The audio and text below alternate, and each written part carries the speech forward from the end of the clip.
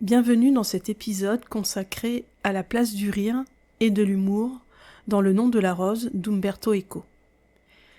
Si vous avez lu ce chef-d'œuvre, peut-être avez-vous été frappé par la profondeur de ses thèmes et par la noirceur de son atmosphère. Mais aujourd'hui, nous allons explorer un aspect peut-être moins évident, mais tout aussi fondamental du roman, le rire. Comment, dans ce roman où la mort, le fanatisme et le savoir occulte se côtoient, Eco utilise-t-il le rire pour poser des questions essentielles sur la liberté de penser et la puissance de l'esprit humain? Imaginez-vous un instant dans ce monastère médiéval, empli de secrets et de mystères, où chaque murmure semble lourd de sens interdits. Le rire n'est pas une simple expression de joie ou de légèreté.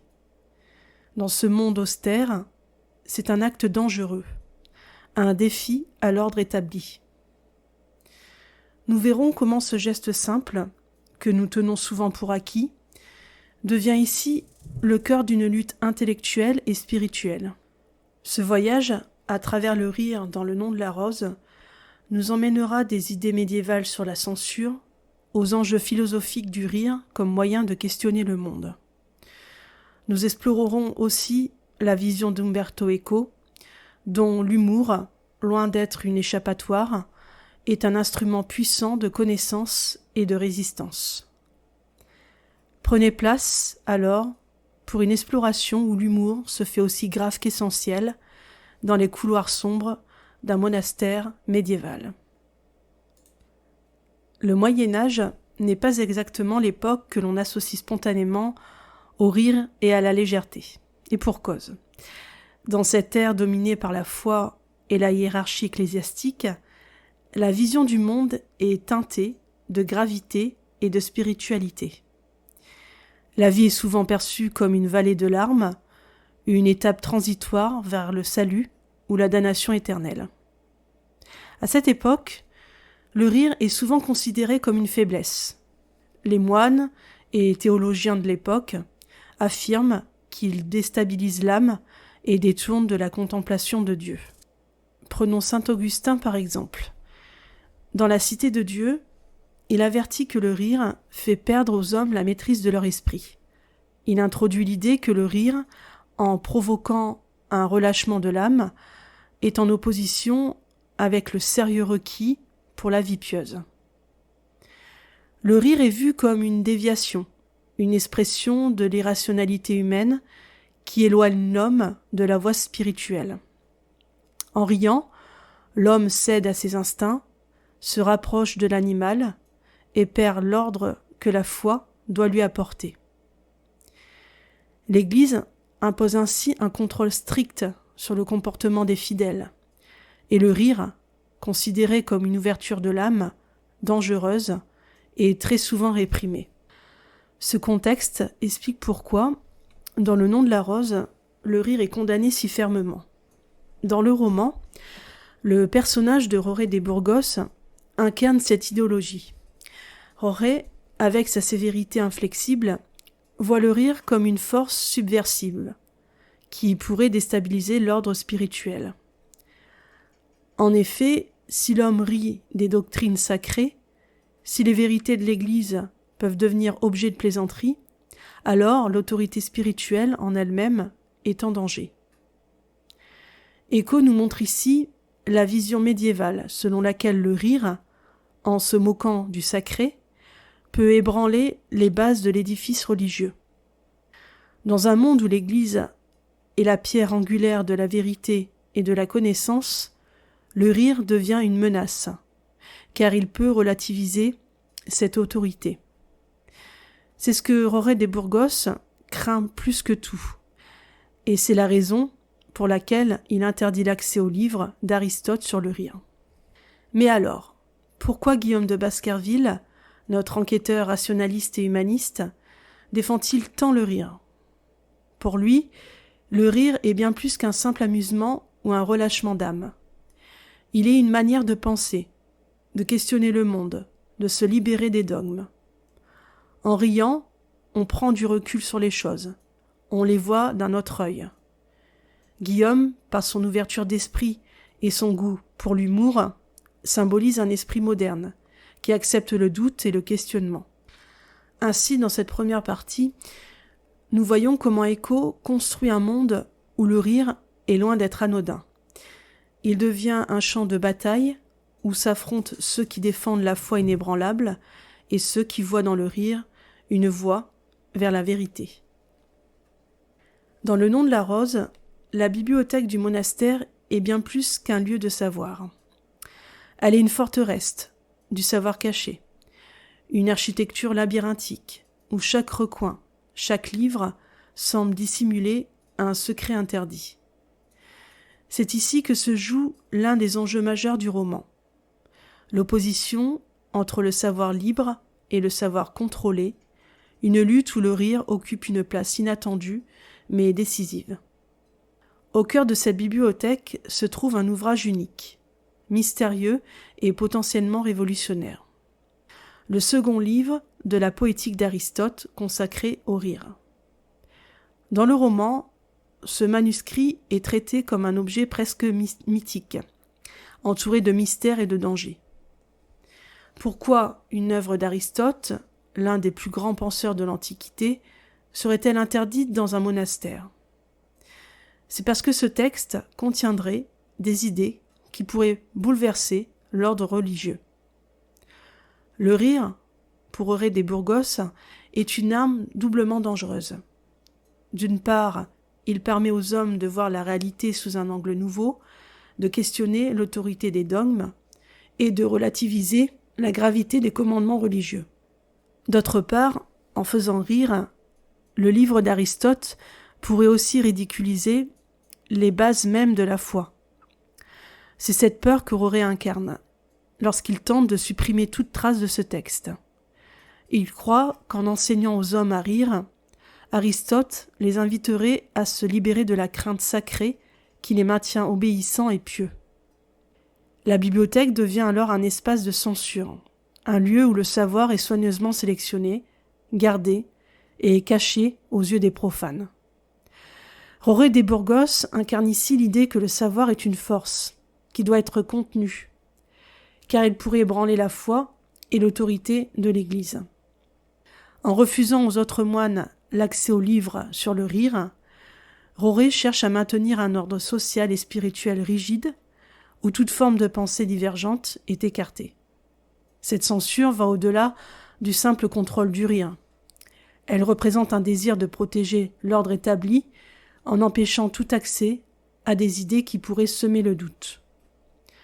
Le rire devient ici l'allégorie de la liberté d'esprit, un concept que l'Église médiévale redoutait profondément. En emprisonnant le savoir dans les murs de la bibliothèque, Horet tente de museler l'esprit humain lui-même.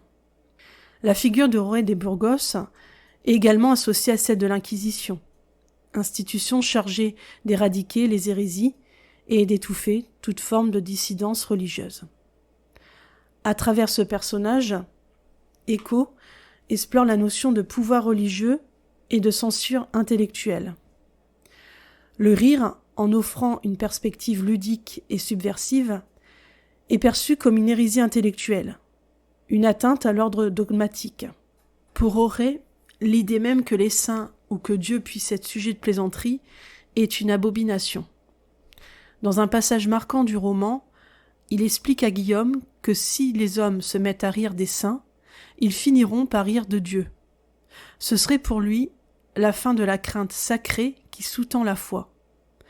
Le rire devient donc un danger, car il affaiblit l'obéissance aveugle et engendre une pensée libre. En analysant cette dimension du roman, nous découvrons que la bibliothèque n'est pas seulement un lieu de savoir, mais aussi un symbole du pouvoir religieux, qui s'efforce de contrôler les idées. Le rire et l'humour, en revanche, représentent une force de libération, qui s'oppose à cette oppression intellectuelle. Alors que la bibliothèque se dresse comme un labyrinthe de savoir verrouillé, un lieu où chaque ouvrage est surveillé et gardé jalousement, une figure émerge au sein de ce monde cloîtré, celle de Guillaume de Baskerville. Ancien inquisiteur et esprit critique, Guillaume incarne tout ce que la bibliothèque cherche à réprimer.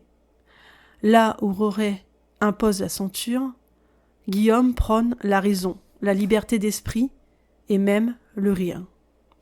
Sa curiosité et son humour se dressent en défi vivant face au silence imposé des savoirs interdits. Découvrons comment, à travers Guillaume, le rire devient un acte de résistance et de quête de vérité. Face à la répression du rire incarnée par Roret des Burgos, se dresse Guillaume de Baskerville. Personnage complexe, Guillaume incarne la quête de la vérité, non par l'orthodoxie et la crainte, mais par la curiosité, la raison et l'humour.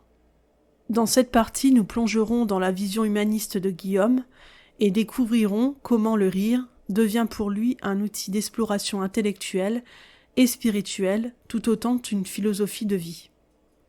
Guillaume de Baskerville est bien plus qu'un simple enquêteur dans ce monastère.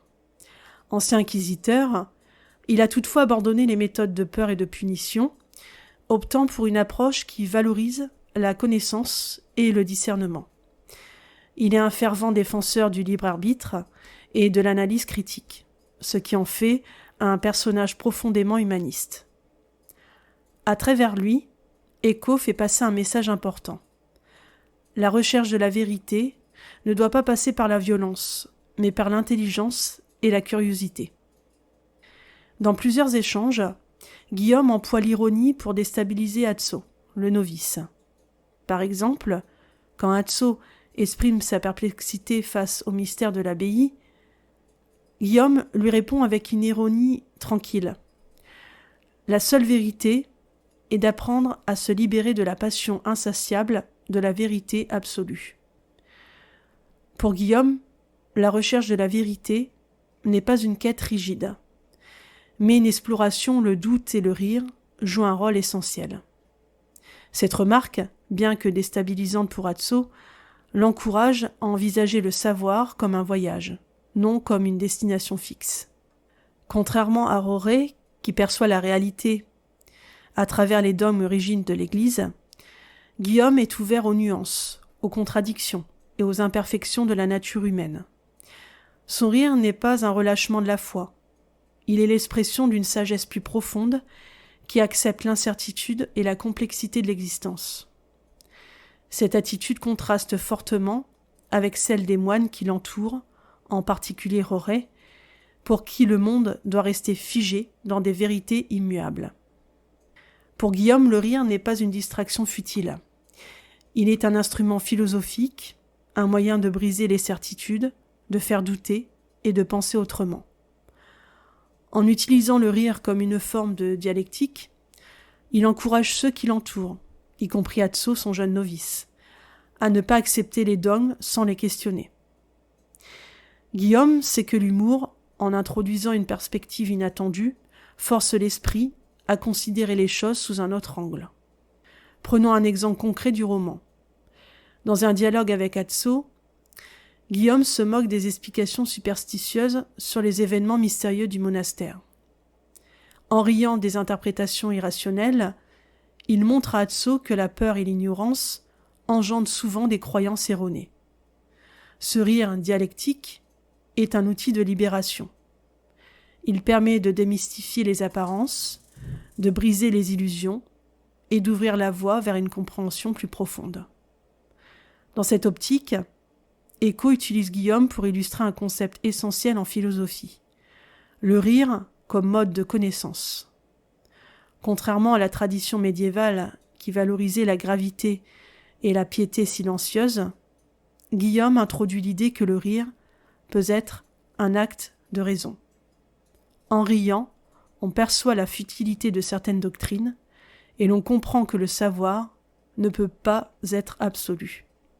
Pour Guillaume, le rire est bien plus qu'un simple outil intellectuel. C'est un acte libérateur. En acceptant l'ironie, en se moquant des rigidités doctrinales, il affirme une liberté intérieure qui le rend invulnérable aux manipulations de la peur et de la superstition. Lorsqu'Atso exprime son étonnement face à cette manière de penser, Guillaume répond avec un sourire. « Atso, je n'ai jamais rencontré de fou qui sache qu'il est fou, de même que l'ignorant ignore son ignorance. » Guillaume est conscient que l'humour peut libérer l'homme de la crainte irrationnelle.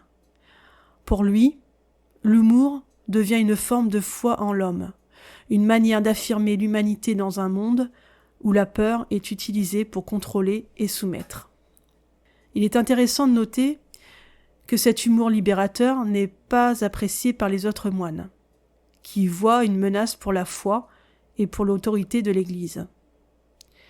Dans le roman, plusieurs personnages s'opposent à Guillaume, précisément parce qu'il ose rire des traditions et des croyances établies.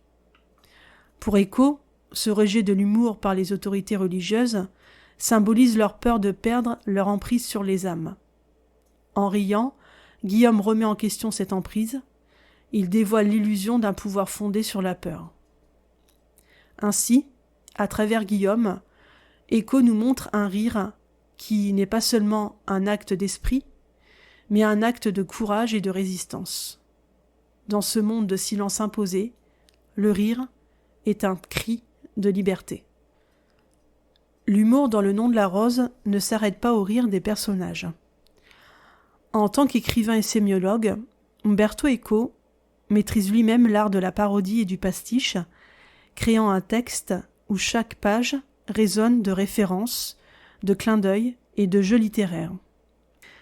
Dans cette partie, nous allons plonger dans la manière dont Eco, par la parodie, nous invite à rire du sérieux, écrasant de la tradition médiévale, tout en offrant une critique subtile de l'autorité religieuse. Eco fait de son roman une véritable mosaïque d'influences, empruntant le style des chroniques médiévales, des traités théologiques et des récits historiques. Mais loin de se contenter de reproduire ces genres, il les transforme en une parodie érudite, où chaque référence devient un miroir déformant de la réalité médiévale. Prenons l'exemple des querelles théologiques entre les franciscains et les dominicains, que Eco met en scène avec une ironie savoureuse. Il montre la futilité de certaines disputes doctrinales, les contradictions internes des positions dogmatiques et l'absurdité de la rigidité religieuse. Cette parodie n'a rien de gratuit. Elle dévoile l'esprit de sérieux de ces débats en invitant le lecteur à rire de l'absurdité des luttes de pouvoir au sein de l'Église. Eco utilise également la parodie pour questionner le rôle des textes sacrés et de leur interprétation. Le style pseudo-médiéval de l'ouvrage, avec ses longues descriptions et ses digressions philosophiques, est un clin d'œil aux œuvres de l'époque, mais aussi une manière de relativiser leur importance. En jouant avec le style médiéval, Eco nous montre que la vérité n'est jamais aussi fixe qu'on le prétend, et que chaque époque doit redécouvrir le sens de ses propres valeurs. L'ironie pour Eco est un moyen de rendre le lecteur complice. En distillant de l'humour dans la narration, il nous invite à prendre du recul, à ne pas accepter la gravité des discours religieux sans les questionner. Cette ironie est particulièrement visible dans les descriptions des querelles doctrinales, où Eco ne manque pas de souligner le ridicule des extrêmes théologiques. Il existe plusieurs passages dans le roman où le lecteur est amené à rire malgré lui. Par exemple, dans une scène où des moines discutent d'interprétation biblique, Eco souligne la démesure de leurs arguments, leur obsession pour des détails insignifiants, leur incapacité à voir le monde en dehors de leurs textes sacrés. Ce rire, que l'auteur fait naître chez le lecteur, est une manière de lui rappeler que toute institution, même religieuse, peut devenir ridicule si elle perd de vue son humanité. Enfin, Eco adopte une approche postmoderne du rire, où l'humour devient un moyen de mettre en question la vérité et l'objectivité de l'histoire. Le roman lui-même est une œuvre fragmentée, où se côtoient la fiction, l'histoire, la philosophie et la théologie. Cette multiplicité de genres et de tons crée une distance critique, une invitation pour le lecteur à ne jamais accepter une seule interprétation, mais à jouer avec les sens possibles. Dans cette démarche, le rire devient une clé de lecture essentielle, un moyen pour Eco de rappeler que l'histoire n'est pas une science exacte, mais une construction où chaque époque projette ses propres valeurs et croyances. En riant de ces personnages, de leurs superstitions et de leurs obsessions, Eco nous pousse à réfléchir sur notre propre rapport au passé, à la vérité et au sacré. La parodie devient alors un acte de liberté, un moyen pour Eco de transcender les époques et d'établir un dialogue entre le Moyen-Âge et le monde moderne. À travers le rire, il nous invite à repenser le passé non comme une autorité immuable, mais comme un champ ouvert, où la vérité doit être sans cesse redécouverte. Arrivons maintenant au cœur de la réflexion philosophique de Le nom de la rose. Le rire comme une quête de sens et de vérité, comme un défi lancé au mystère de l'existence elle-même. Dans cette œuvre, Umberto Eco dépasse la simple opposition entre le rire et la religion pour nous offrir une méditation sur la condition humaine, où le rire devient une réponse face aux peurs existentielles, une force intérieure qui nous aide à affronter l'absurde et à accepter notre finitude. Derrière l'humour et l'ironie du roman se cache une question fondamentale. Comment l'homme peut-il affronter la peur de l'inconnu, de la mort et de la solitude sans sombrer dans la désespérance? Dans le monde d'Eco, le rire devient une manière de défier l'inéluctable. Les personnages du Nom de la rose, en particulier Guillaume, utilisent le rire pour transcender cette angoisse.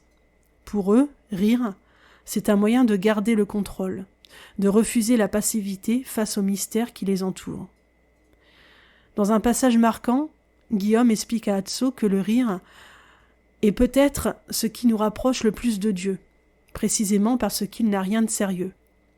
Le rire, dit-il, est un acte purement humain, un cri de liberté qui jaillit du cœur, même de notre condition mortelle. Pour Guillaume, il n'y a pas de plus grands actes de foi que de rire face à l'inconnu. Eco nous montre ainsi que le rire peut être une force qui libère l'homme de ses peurs les plus profondes, une manière d'embrasser l'incertitude sans chercher de réponse définitive. Il devient une sorte de foi en l'humanité elle-même, en notre capacité à surmonter nos angoisses sans dépendre des certitudes dogmatiques. Les situations humoristiques du roman ne sont pas là pour alléger le ton, mais pour illustrer comment l'homme peut survivre dans un monde où la logique et la raison ont souvent peu de poids. Le monastère, avec ses mystères, ses superstitions et ses secrets, est un univers clos où les règles sont absurdes et parfois même cruelles. Guillaume, par son humour, montre qu'on peut y survivre, en refusant de se laisser absorber par la gravité étouffante de ce lieu. Ce thème de la survie par le rire s'inscrit dans une tradition philosophique plus large. Nous retrouvons ici des échos de l'absurde chez Camus, pour qui l'homme doit trouver la force d'exister dans un monde dénué de sens. Eco, tout en restant fidèle à son propre style, s'inscrit dans cette continuité. Le rire devient une rébellion contre l'absurde, une affirmation de notre dignité face à la fatalité.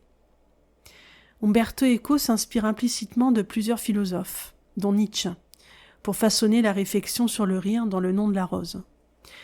Nietzsche voyait dans le rire une puissance de libération, un acte qui brise les illusions imposées par les institutions, les dogmes et les conventions sociales. Pour lui, rire, c'était une manière de défier les vérités figées et d'embrasser une vision du monde plus fluide où rien n'est absolu. Dans Le gai savoir, Nietzsche écrit « Le monde réel est beaucoup plus petit que le monde de l'imagination. » Pour lui, le rire révèle la petitesse des illusions que les hommes prennent pour des vérités immuables. En ce sens, le rire est une forme de clairvoyance, une façon d'exposer les conventions et les fausses certitudes qui nous aveuglent. En riant, on accède à une forme de vérité plus authentique, débarrassée des superstitions et des idées reçues. Ce concept est à l'opposé de la vision de Roré des Burgos dans le roman. Pour Roré, la vérité doit rester immuable, inébranlable. Il considère le rire comme un danger, car il introduit un élément de relativité dans ce qu'il perçoit comme des vérités absolues. Le rire, en effet, relativise et déstabilise. Il expose les faiblesses de ce qui se présente comme intouchable. Roré, en cherchant à détruire le livre d'Aristote sur le rire, tente donc de protéger ses illusions et de préserver l'autorité de l'Église qu'il considère comme le seul vecteur légitime de vérité. Pour Eco, cette opposition incarne un conflit philosophique.